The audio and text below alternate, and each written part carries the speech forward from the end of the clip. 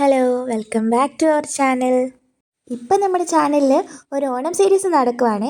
ഓണം വരെ നമ്മുടെ ചാനലിൽ ഓണം റിലേറ്റഡ് ആയിട്ടുള്ള ഇഷ്ടം പോലെ സദ്യയ്ക്ക് പറ്റിയ വിഭവങ്ങൾ നമ്മൾ ഉണ്ടാക്കുന്നുണ്ട്. അപ്പോൾ ഇന്ന് നമ്മുടെ ഓണം സീരീസിലെ 11ാമത്തെ ദിവസമാണ്.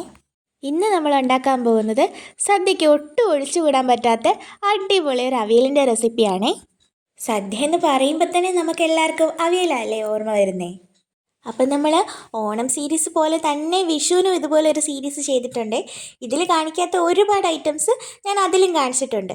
വിഷു സീരീസ് എല്ലാം ഞാൻ പ്ലേലിസ്റ്റ് ആക്കി ഇട്ടിട്ടുണ്ട് നമ്മുടെ ചാനലിൽ. ഇതിൻ്റെ ഡിസ്ക്രിപ്ഷൻ ബോക്സിൽ ഞാൻ കൊടുത്തേക്കാം കേട്ടോ. അപ്പോൾ എല്ലാവരും അതും കൂടി ഒന്ന് കണ്ടു നോക്കണേ. ആ വിഷു സീരീസിൽ നമ്മളൊരു അവിയലിൻ്റെ റെസിപ്പി ചെയ്തിട്ടുണ്ട്.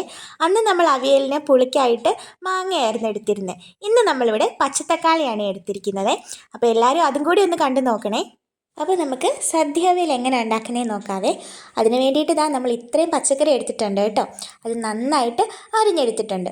അവിയലിനായതുകൊണ്ട് നമ്മൾ നീളത്തിലാണ് അരിയുന്നത്. പച്ചക്കായ അരിഞ്ഞെടുത്തിട്ടുണ്ട്, മുരിങ്ങയ്ക്ക ഉണ്ട്, പിന്നെ നമുക്ക് വഴുതനങ്ങ വരുന്നുണ്ട്, ഉരുളക്കിഴങ്ങ് വരുന്നുണ്ട്, പിന്നെ നമുക്ക് വരുന്നത് പച്ചത്തക്കാളിയാണ്. അതിനുശേഷം നമ്മൾ പടവലങ്ങ എടുത്തിട്ടുണ്ട്, അച്ചിങ്ങ പയർ എടുത്തിട്ടുണ്ട്, വെള്ളരിക്ക എടുത്തിട്ടുണ്ട്, പിന്നെ നമ്മൾ ക്യാരറ്റ് അരിഞ്ഞെടുത്തിട്ടുണ്ട്, പിന്നെ നമുക്ക് വേണ്ടിയത് ചേനയും കൂടിയാണ്. അപ്പോൾ ഇത്രയും പച്ചക്കറികളാണ് നമ്മൾ ഈ വട്ട അവിയലിന് ഉപയോഗിക്കുന്നത്. നിങ്ങൾക്കെല്ലാം അറിയാമല്ലോ, അവിയലിനായതുകൊണ്ട് നമ്മൾ പച്ചക്കറികളൊക്കെ നീളത്തിലാണ്, സാമ്പാറിനാണെങ്കിൽ വേറെ ഷേപ്പിലായിരിക്കും നമ്മൾ അരിയുന്നത്. ഇനി അതിലേക്ക് അരപ്പ് തയ്യാറാക്കാനായിട്ട് നമ്മൾ ആവശ്യത്തിനുള്ള തേങ്ങ എടുത്തിട്ടുണ്ട്. പിന്നെ എരിവിന് ആവശ്യത്തിന് നമ്മൾ പച്ചമുളകും കറിവേപ്പിലയും പിന്നെ ചെറിയുള്ളിയാണ് എടുത്തേക്കുന്നത്. ചെറിയുള്ളിയും കുറച്ച് ജീരകവും പിന്നെ കുറച്ച് മഞ്ഞൾപ്പൊടിയും നമ്മൾ എടുത്തിട്ടുണ്ട് കേട്ടോ. ഇനി അതെല്ലാം നന്നായിട്ട് അരച്ചെടുക്കണേ. ഇനി നമ്മളൊരു കടായി അടുപ്പത്ത് വെച്ച് അതിലേക്ക് ആവശ്യത്തിന് എണ്ണ ഒഴിച്ച് കൊടുക്കുന്നുണ്ട്. ഇനി ആ എണ്ണ ഒന്ന് ചൂടായി വരുമ്പോൾ നമ്മൾ അതിലേക്ക് ആദ്യം ഇട്ട് കൊടുക്കേണ്ടത് നമ്മളെ ചേനയാണ്. ചേന വേണം നമ്മൾ ആദ്യം ഇട്ട് കൊടുക്കാനായിട്ട്. പച്ചക്കായൊക്കെ നമ്മൾ ആദ്യം ഇട്ടാൽ അത് അടിയിൽ പിടിക്കാനായിട്ട് ചാൻസ് ഉണ്ട്. അതുകൊണ്ട് നമ്മൾ ആദ്യം ചേന ഇട്ട് കൊടുക്കുന്നുണ്ട്. പിന്നെ അതിൻ്റെ കൂടെ തന്നെ നമ്മൾ അതിൻ്റെ മേളിലായിട്ട് നമ്മൾ ഇട്ട് കൊടുക്കുന്നത് വെള്ളരിക്കയാണ്. എല്ലാം നല്ല നീളത്തിലാട്ടോ നമ്മൾ അരിഞ്ഞ് വെച്ചേക്കുന്നത്. ഇങ്ങനെ നീളത്തിൽ നല്ല ഷേപ്പിൽ പല കളറുള്ള പച്ചക്കറി അരിഞ്ഞ് വെച്ചേക്കുന്ന കാണാൻ തന്നെ നല്ല ഭംഗിയല്ലേ. പിന്നെ അതിൻ്റെ പുറത്തേക്ക് നമ്മൾ നല്ല ക്യാരറ്റ് ആഡ് ചെയ്ത് കൊടുക്കുന്നുണ്ട്. അപ്പോൾ ഇപ്പം തന്നെ എല്ലാവരും നമ്മുടെ വീഡിയോസ് ഒന്ന് ലൈക്ക് ചെയ്യണേ. കൂടാതെ നിങ്ങളുടെ ഫ്രണ്ട്സിലേക്ക് നമ്മുടെ വീഡിയോ ഒന്ന് ഷെയർ ചെയ്ത് കൊടുക്കണേ. ക്യാരറ്റിൻ്റെ പുറകെ നമ്മളതിലേക്ക് ഉരുളക്കിഴങ്ങ് ആഡ് ചെയ്ത് കൊടുത്തിട്ടുണ്ട് കേട്ടോ. പിന്നെ നമ്മൾ അതിൻ്റെ മേലെ ആഡ് ചെയ്യുന്നത് പടവലങ്ങയാണ്. എല്ലാം നല്ല നീളത്തിൽ ഒരേ വലിപ്പത്തിലാട്ടോ നമ്മൾ അരിഞ്ഞെടുത്തേക്കുന്നത്. അത് കാണാൻ തന്നെ നല്ല ഭംഗിയല്ലേ. പിന്നെ അച്ചിങ്ങപ്പയറും നമ്മൾ ആഡ് ചെയ്ത് കൊടുത്തിട്ടുണ്ട്. നിങ്ങൾ അവിയലിന് അച്ചിങ്ങപ്പയർ ചേർക്കുന്നൊന്ന് താഴെ കമൻറ്റ് ചെയ്യണേ. കൂടാതെ നിങ്ങൾക്ക് സദ്യയിൽ ഏറ്റവും ഇഷ്ടമുള്ള കറി ഏതാണെന്നും കൂടി താഴെ ഒന്ന് കമൻറ്റ് ചെയ്യണേ. ഇപ്പം നമ്മൾ ആഡ് ചെയ്ത് കൊടുത്തേക്കുന്നത് വഴുതനങ്ങയാണ്. നമ്മുടെ ചാനലും കൂടി എല്ലാവരും ഒന്ന് സബ്സ്ക്രൈബ് ചെയ്ത് സപ്പോർട്ട് ചെയ്യണേ. അപ്പോൾ ഈ വഴുതനങ്ങയുടെ മുകളിൽ നമ്മൾ പച്ചക്കായയും കൂടി ആഡ് ചെയ്ത് കൊടുക്കുന്നുണ്ട്. നമ്മൾ മുരിങ്ങയ്ക്കായും തക്കാളിക്കായും ഇപ്പം ചേർക്കുന്നില്ല. മുരിങ്ങയ്ക്കൊക്കെ ഒരുപാട് വെന്ത് പോയാൽ അതിൻ്റെ ആ ഒരു ടേസ്റ്റ് മാറിപ്പോവേ.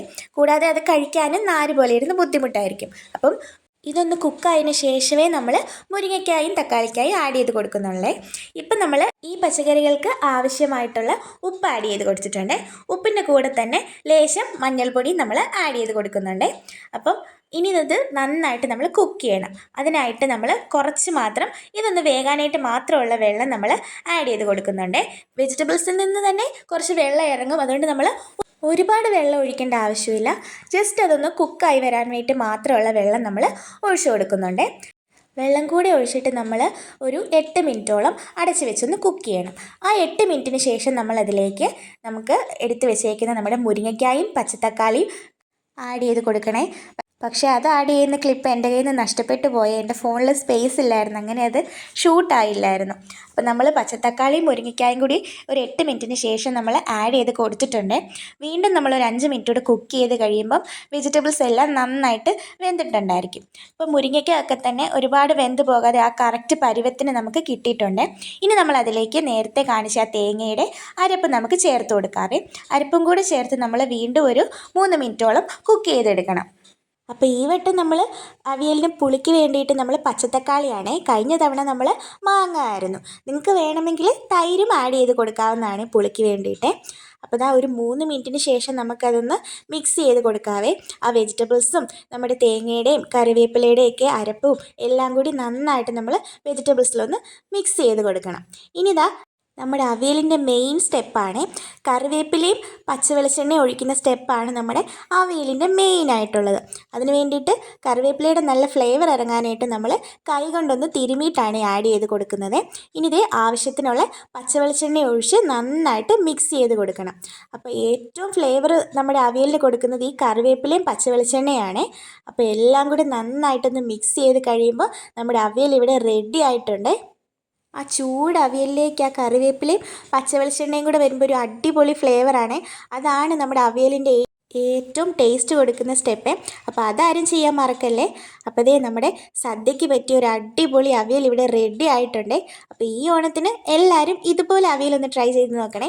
നിങ്ങൾ ഇങ്ങനെയാണോ വീട്ടിൽ ഉണ്ടാക്കാറെന്നൊന്ന് താഴെ തീർച്ചയായിട്ടും കമൻറ്റ് ചെയ്യണേ. കൂടാതെ നമ്മുടെ വീഡിയോ ഇഷ്ടപ്പെട്ടാൽ തീർച്ചയായിട്ടും ലൈക്ക് ചെയ്യണേ. കൂടാതെ അവിയൽ ഇഷ്ടമുള്ള നിങ്ങളുടെ ഫ്രണ്ട്സിലേക്കും നമ്മുടെ ഈ വീഡിയോ ഒന്ന് ഷെയർ ചെയ്ത് കൊടുക്കണേ. അപ്പോൾ എല്ലാവരും സദ്യയ്ക്ക് വേണ്ടിയിട്ട് നമ്മുടെ ഓണം സീരീസും അതുപോലെ തന്നെ സദ്യയ്ക്ക് വേണ്ടിയിട്ട് പറ്റിയ ഒരുപാട് ഐറ്റംസ് ഉള്ള നമ്മുടെ വിഷു സീരീസും എല്ലാവരും ഒന്ന് കണ്ടു നോക്കണം കേട്ടോ. പിന്നെ അതേ നമ്മുടെ ഓണം വരെ നമ്മുടെ ചാനലിൽ ഓണം റിലേറ്റഡ് സദ്യയ്ക്ക് പറ്റിയ ഒരുപാട് ഐറ്റംസ് വരുന്നുണ്ട്. അപ്പോൾ അതൊക്കെ കാണാനായിട്ട് എല്ലാവരും നമ്മുടെ ചാനലൊന്ന് സബ്സ്ക്രൈബ് ചെയ്ത് സപ്പോർട്ട് ചെയ്യണേ.